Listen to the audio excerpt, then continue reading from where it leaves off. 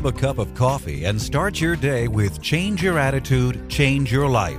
Change Your Attitude, Change Your Life features stories to inspire, motivate, and empower you.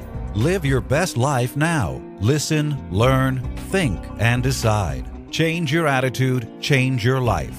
Visit cyacyl.com. And now, here's your host, Joan Herman.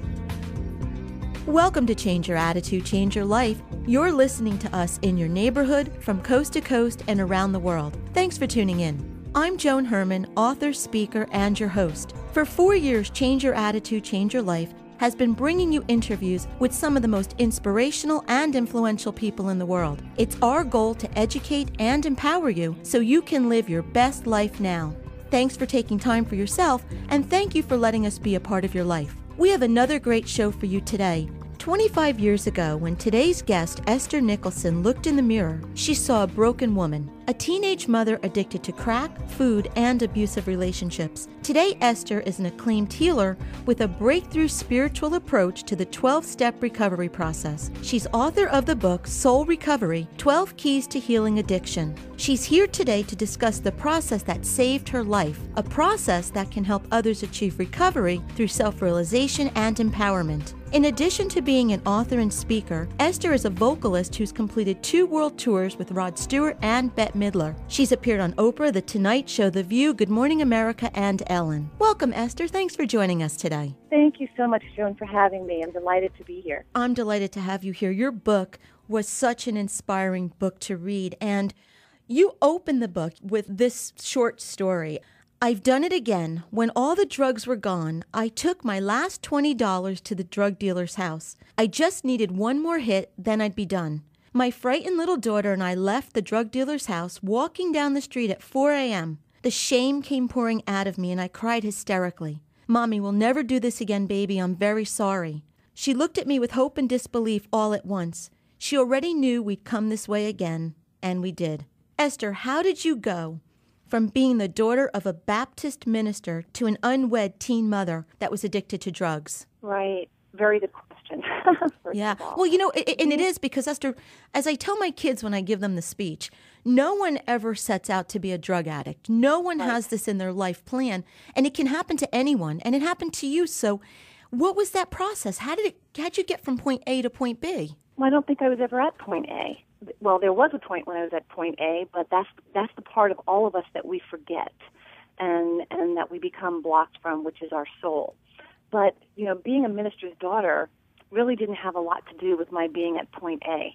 You know, it had, you know, even in being a minister's daughter and being raised in a very religious home, I'm sure that you know that in some of those homes that can kind of be the breeding ground for fear and low self-worth and low self-esteem, because you're never going to be good enough to be, you know, a child of God. You know, you're always, you know, afraid of being punished. You're always afraid of not doing things perfectly. And, you know, from the time I can remember, that was my first addiction. Even when I was my father's daughter, you know, my addiction was to fear and to please, you know, accept me and please tell me I'm enough. And please tell me that I'm lovable, and please tell me that I'm beautiful, because I was so disconnected from my own beingness that I didn't know that for myself. And that set up, that cause set up the insatiable hunger for something outside of myself, for something external to myself. And so the addiction that followed that was the addiction to boys. You know, I became boy crazy.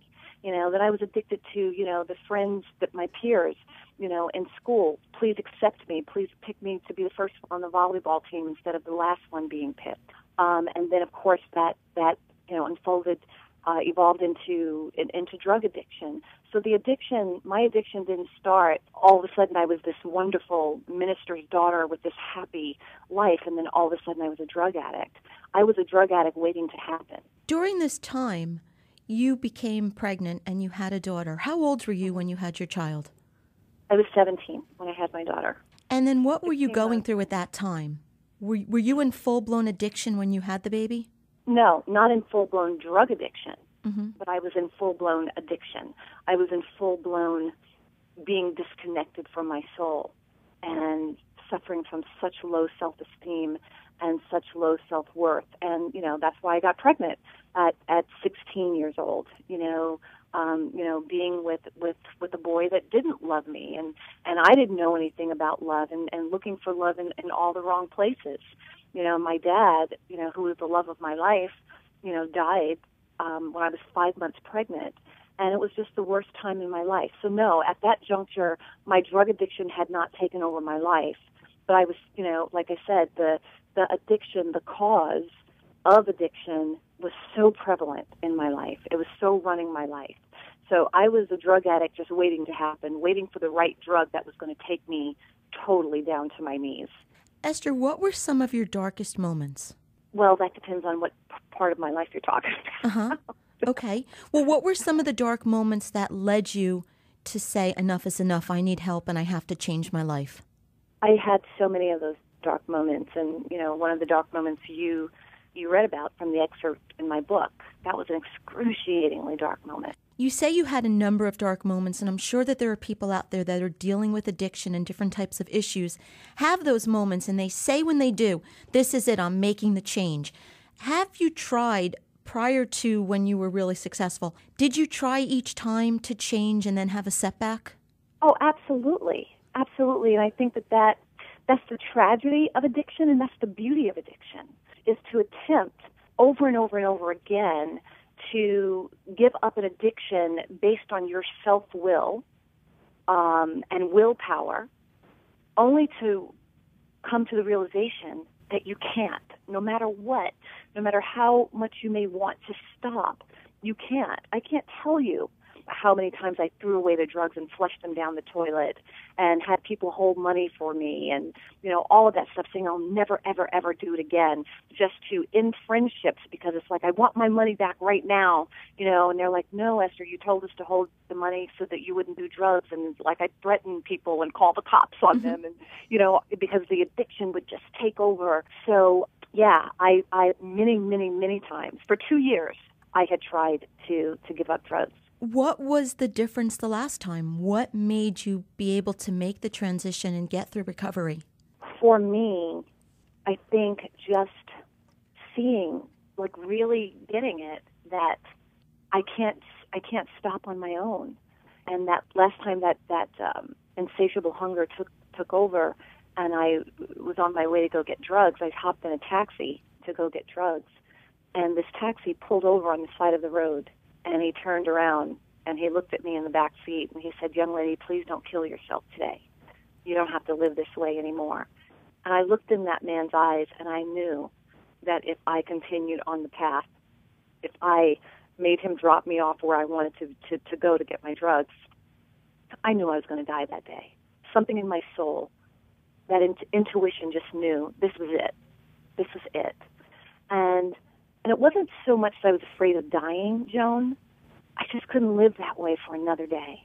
Mm-hmm. And that man, that taxi driver, was the catalyst for that. He was that mirror, that stood before me and said, "Look at what you've become. Look at what you've really become." And that was it for me. And that is when I surrendered my body, mind, and soul, my very beingness, to the spiritual program of recovery, because I knew of myself I just couldn't do it. And so I'm grateful for all of those times of relapse, because it showed me what I needed to do. Esther, that man, I think he was your angel that day. He saved your life. Absolutely. He saved my life. That's right.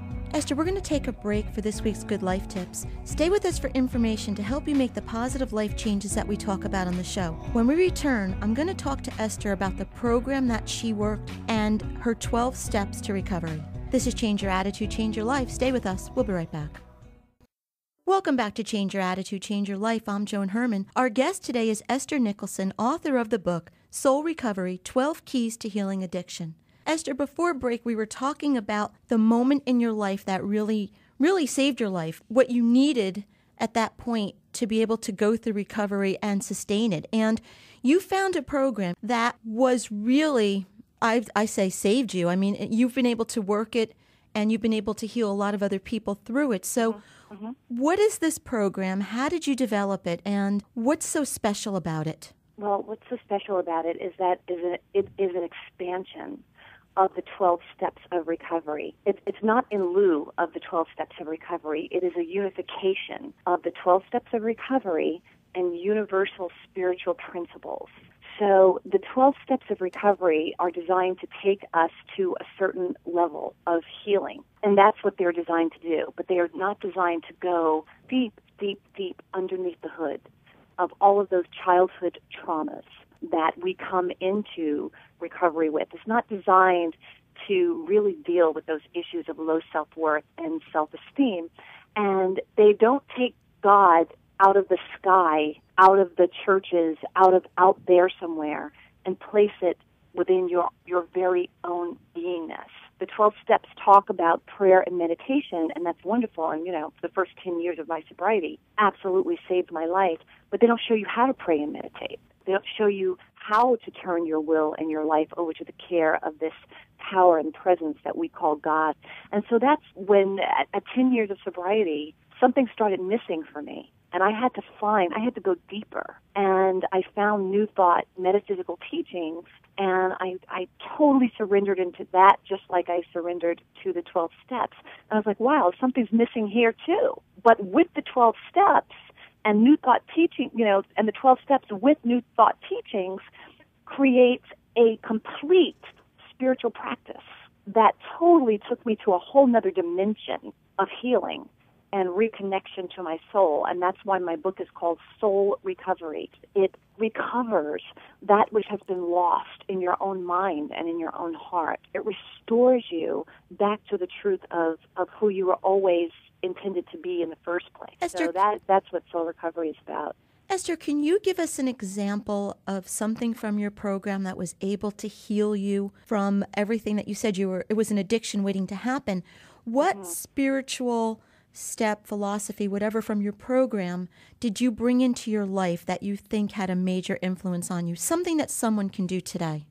Right. Well, definitely the fourth key, which is an expansion of the fourth step in recovery, and it's looking at all of those resentments, all of that blame, where we blame the world out there for our pain and for where we are.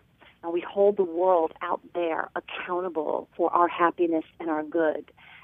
But it also allows us to have a deep sense of compassion for ourselves and for that inner child within our beingness that was lost and who doesn't feel like, he or she is enough or whatever. And it allows us to renegotiate our spiritual contracts, our spiritual agreements that we have with ourselves and with others. So I think that that's one of the main keys in my book that really catapults a person to a whole different understanding, a whole different level, a whole nother level of understanding of themselves. So what I would love for the listeners to take away from this, look at all the people that you have energy about, all of the people that you are resentful at. And it's not negating that they did what they did. It's not negating that they hurt you. I want you to look at how you're holding on to those stories. And you holding on to those stories and you holding on to that resentment and blame, I want you to equate that to like 50-pound chains wrapped around your heart and your mind and your beingness. It is blocking you from your bliss. It is blocking you from your happiness. As far as how you start to heal that, that's in the book. And it's a whole chapter. It takes you step by step on how to heal those resentments and those childhood wounds. And what's important, Esther, is we're talking about addiction, but this principle, what you just described, it can really apply to anyone in life. I mean, it deals with failed relationships, job performance, or any other type of addiction.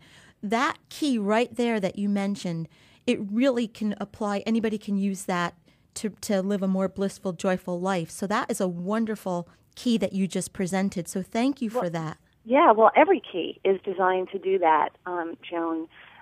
So, it's important that people don't look at this book and say, oh, I'm not addicted to drugs and alcohol. Right. So that book doesn't apply to me. I want you to look at what you're addicted to. Look at what you are addicted to. Do you have the mastery and the dominion to even choose your next thought?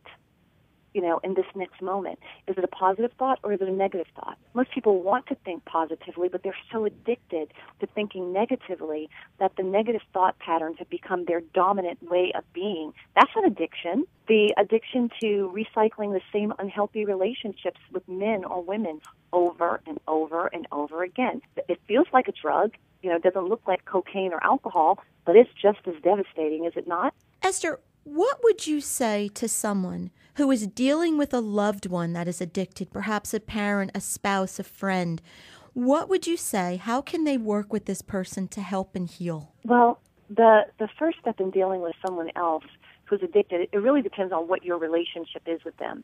If it's your mom and you're living with your mom, if it's your spouse and you're living with your spouse, the very first key to supporting someone else's healing is to heal yourself. Because if you are in relationship with that person, then they are a vibrational match for something that's going on within you. Mm-hmm. And you can't transmit something that you haven't got. So the first person you want to look at healing the resentments and the childhood traumas and the fears and all of that is you. And then it is from that place that you can be the light and guide this person to what their next step will be. You will do it more by example than by preaching to them and trying to change them and make them be where they simply are not. Of course, you're going to always talk to them about it and to tell them how much you love them and, how much you hate to really see them do this to their lives and all of that. But you cannot change someone, and you cannot make someone ready for this level of healing until their soul's journey says it is time for them to do that. So I think the first step is for you to recover yourself with the understanding that they are on their perfect journey. You pray for them, you love them, and you release them. And you find out the difference between being of service and being codependent. Esther, what about the person who is addicted and dealing with this issue and feels like it's hopeless? The person like you who has tried many times, who has done all the things that you said, what advice do you offer that person? First of all, I want to say that the word hopeless has a bad rap, and that coming to that place of hopelessness is the very thing that you need to use as a gift, to use as your gift, to use as a catalyst to go from hopelessness to maybe, to a little bit of hope, to, oh my God, this is really possible. So if you're feeling hopeless right now, you're feeling hopeless based on your own self-will and your own ability from a place of being disconnected from your soul. So I want you to know that, that is the place where you're supposed to be hopeless.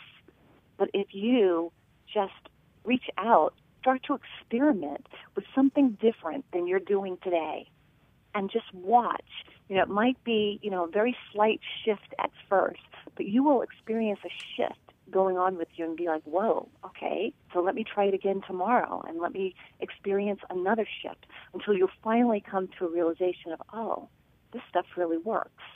So hopelessness is not a bad thing if it's going to be the catalyst to move you into motion in the direction that you need to go. The book is Soul Recovery, 12 Keys to Healing Addiction by Ester Nicholson. If you'd like more information about Esther, you can visit the website soulrecovery.org, or as always, you can visit our website, cyacyl.com. That stands for Change Your Attitude, Change Your Life.